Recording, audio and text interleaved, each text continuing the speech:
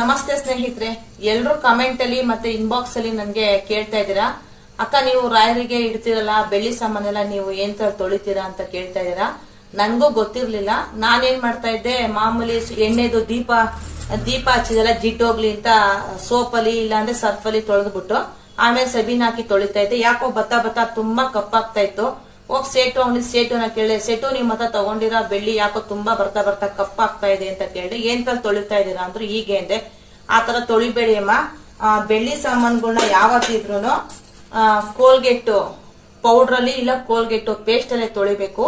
ತೊಳೆದಾದ್ಮೇಲೆಕ್ಕಿಂತ ಅದನ್ನ ಒಂದು white colour ಪಂಚೆ ಬಟ್ಟೆ ಇಲ್ಲ ಅಂದ್ರೆ ಒಂದು ವೈಟ್ ಕಲರ್ ಟವಲ್ ಅಲ್ಲಿ ಈ ತರ ನೀಟಾಗಿ ಈ ತರ ಹಿಂಗೆಲ್ಲ ಒರೆಸ್ಬಿಟ್ಟು ನೀಟಾಗಿ ಎತ್ತಿಕ್ಬೇಕು ಅಂತ ಹೇಳಿದ್ರು.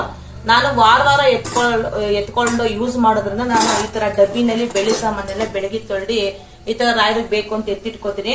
ನೀವು ಈ ಹಬ್ಬಕ್ಕೆ ಎತ್ಕೊಂಡ್ರೆ ಇನ್ನೊಂದು ನೆಕ್ಸ್ಟ್ ಹಬ್ಬಕ್ಕೆ ನಾನು